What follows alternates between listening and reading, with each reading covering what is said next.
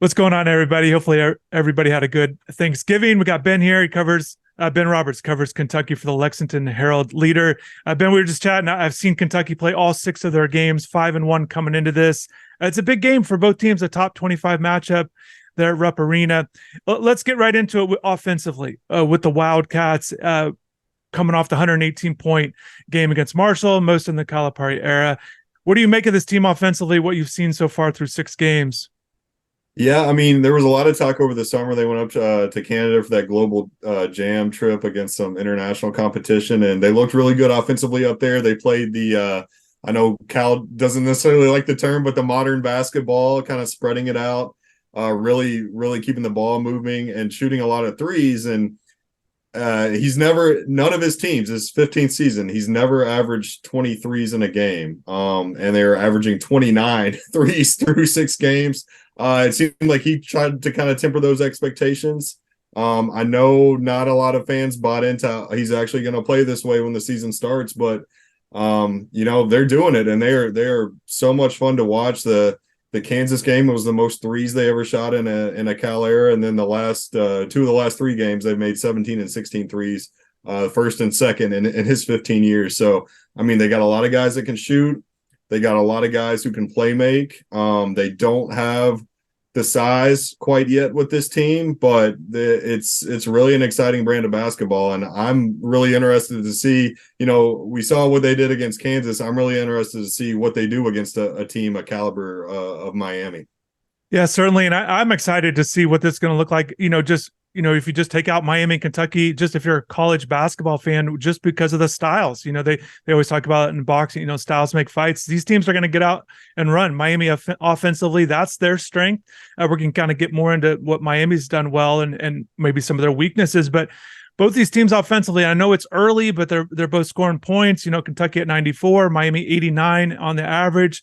Efficiency is real big. Even watching Kentucky, like I said, just the efficiency is there. They're shooting threes at a high rate. Both these teams are top 10 in the country in 3-point field goal percent, effective field goal percent. So they're getting out the efficiency. Again, they're all, their tempos are both top 30. So I'm expecting a game where both teams are going to want to get out and run. What have you noticed with transition stuff with Kentucky? Because certainly, they want to go deep, after makes, they can even push it, but certainly defensive rebounds, they're pushing it up court. What do you see with this team in transition with their scoring ability there?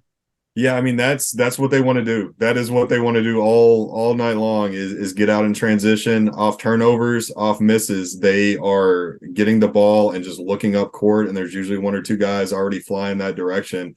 And when you have, they're playing Trey Mitchell at the 5, who's a kind of a 6'9" power forward, but he's really more of a finesse power forward even. He's a guy who they've against 2-3 zones, they've kind of put in the middle and just kind of let him cook, do whatever he wants to do, keep the ball moving. And then they played him a lot on the perimeter, just keeping the ball moving around the perimeter to get open shots. He's really kind of the quarterback of this offense. They got a lot of point guards, and he's the one that's kind of getting the action started quite a bit, or at least keeping it moving.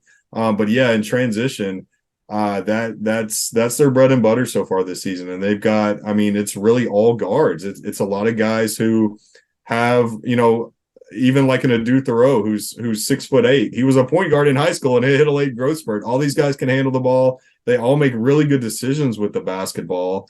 And then you got guys like Rob Dillingham and DJ Wagner, who once you get them in space, it is just very hard to contain them because they're so quick with the ball and they're so shifty too.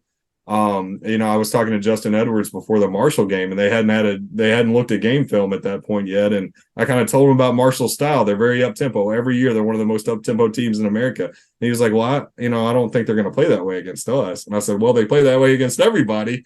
And he just kind of lit up like, "Oh, this is going to be a really fun game." And they go out and score 118 points last night. Yeah, it's fast. And it's 15-14, 6 minutes into the game. Yeah. And so it wasn't just one of these games where you get up 30-8 with a bunch of threes and really put a team behind it. They were kind of battling. That's what we've kind of seen with Kentucky a little bit, kind of these early going games, where they're kind of down, but they overcome it.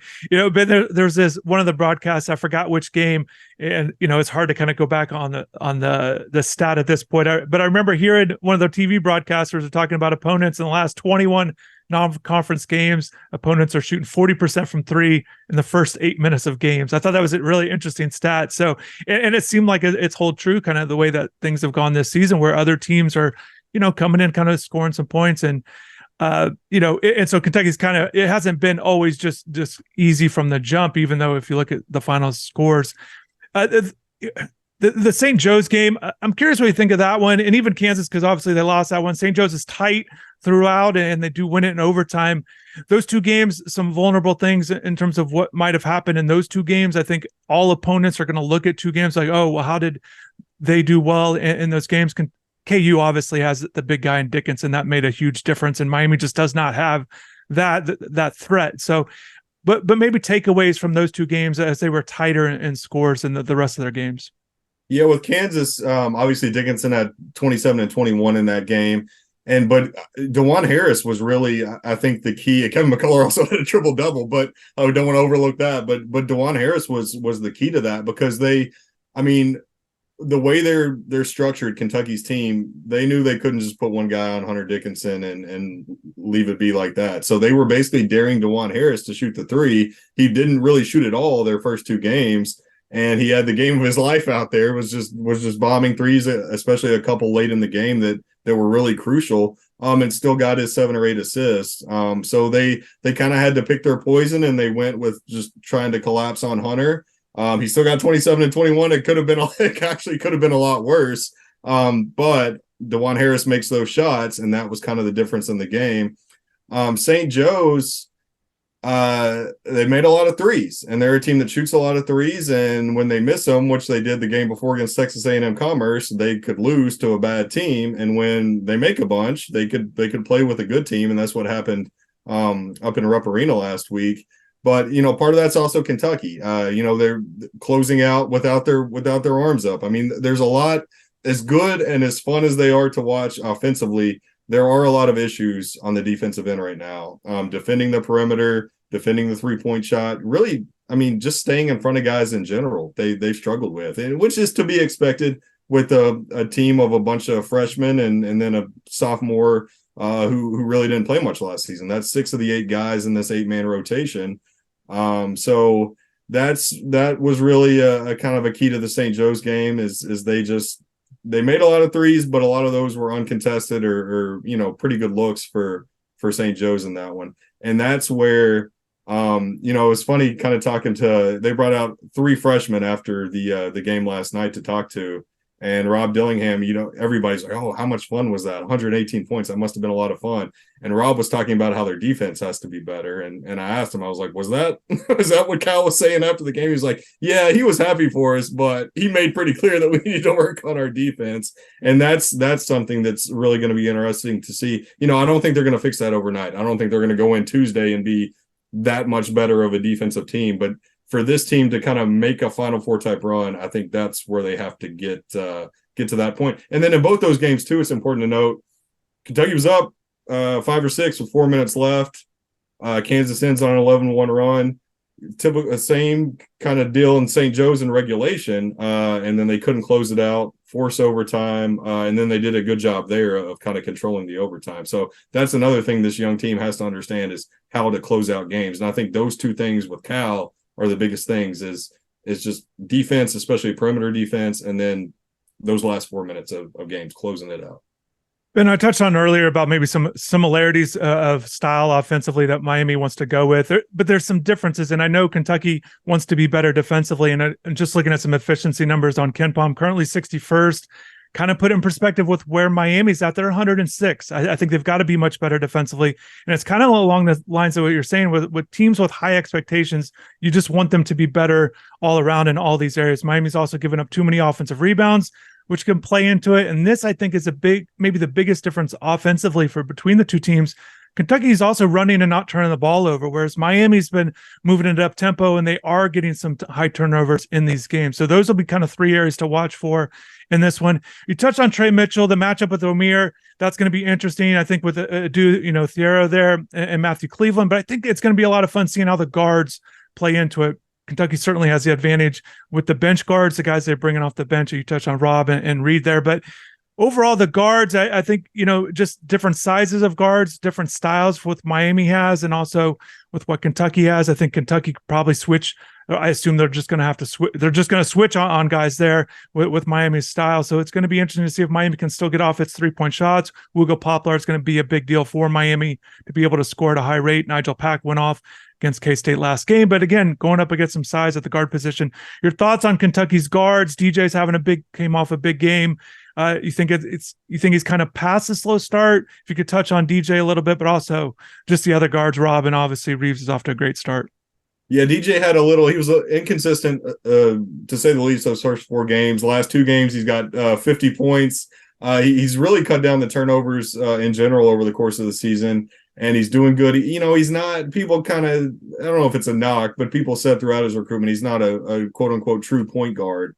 But he is a playmaker. He's a guy who can, and he's very unselfish. Even when he was struggling, so to speak, those first few games, he was always looking for open teammates. He was passing up some shots to get better looks for teammates. So he's a guy, he's an ultimate winner, ultimate competitor. And even though I think some fans were definitely worried when they saw he came out those first 3-4 games. But over there at UK, there was zero worry about him. Him and Justin Edwards, really, they completely believe in those guys, and they know, there's a transition period, and DJ's coming out of it, and I think they feel like Justin will be coming out of it next. And then it's really interesting. You mentioned the 2 guards off the bench, which is Reed Shepherd and Rob Dillingham. Cal has gotten to the point now where really at that 17-minute mark of both halves, he walks down there no matter what's going on the court. And you mentioned they have started slow in the first half of a lot of games. He just thumbs them in. He says, go to the scorer's table, and he gets them right in there. And that has to be kind of discombobulating for the other team. It's been Wagner and Edwards who've come out more recently. Sometimes it's Wagner and Reeves. But you put in 2 guys like that who are very different players from DJ or Antonio Reeves or Justin Edwards. And, the starters are still in the game on the other team. They've had 3 or 4 minutes. And then you throw this completely different look at them with 2 guys who could be starting for just about any other team in the country, especially with that speed that Rob Dillingham brings. And then all the different things that Reed brings. It's really been fascinating to watch. And yes, how those 2 teams guard play works out Tuesday night is going to be fascinating. And if you don't care about Kentucky or Miami, but you like college basketball, that's got to be one you tune in for. Yeah, I touched on 3 as we were talking about the bench play. I didn't mention that as like a key for Miami. I touched on those 3 other areas to really watch for with Miami. But Miami's bench has not been real productive. They don't have guys like that have produced off the bench. Now, Coach Larinaga has complimented guys on some solid play for the small things they do, but Miami's going to be led by their 5 starters. They're all going to, ideally from a Miami standpoint with Larinaga, he'd like to play them all 32 minutes or more. They really want to keep them out there. Omir's minutes kind of come down a little bit dealing with foul trouble. He's dealt with foul trouble his whole career. So that could be obviously something that comes into play for Miami. And again, defending the paint will be big, and with both these teams, as they don't have those rim protectors that you're typically used to seeing or that you would like to see in the paint there. Ben, are there some, I know we're touching on all the strengths, maybe, and some of the weaknesses that Kentucky, are there keys with this one going up against a Miami team that is scoring the ball at a high level, a high efficiency level? They have the experienced guys from last year that made the Final Four. What do you see from Kentucky? For Kentucky to essentially win the game, what are some keys for them to beat Miami? I think one, they've overcome it, but they haven't overcome it against. They got back and they obviously took the lead against Kansas after that very slow start. But they can't start that slow every game, which is really what's been happening. I think it's really important to kind of go into that first TV timeout on fairly even terms. You just don't want to dig a hole for yourself like that. There's obviously they're not trying to do it, but there's no need to do that to get behind like that. And I think just staying in front of guys. I don't expect the defense to be that much better, but keeping guys in front of you, because they got some guys that should be able to get past them and help defense. Just sticking to what you're supposed to do on the perimeter. And I think it's going to come down to both these teams with who's making those shots. Kentucky's obviously shooting at a very high rate right now. They've had some games where they've taken a lot of threes, and it hasn't been. I mean, they're 42.5% for the season. They've done very well the last 2 games. If they can do something like that, they're going to be very difficult to beat. But I know the flip, it's the same on the other end with Miami. I think both those teams, it's going to come down to who's making those clutch shots, especially toward the end. Yeah, definitely. And I think it's big for Miami.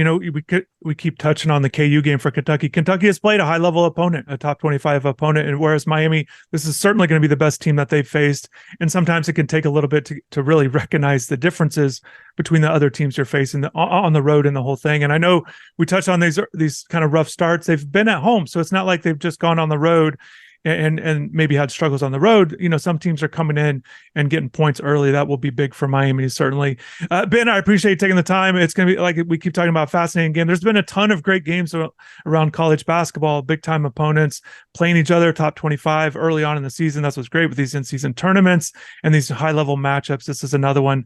ACC, SEC Challenge, their first one. So it should be great. Ben, I appreciate you taking the time. Yeah, absolutely. Thanks a lot.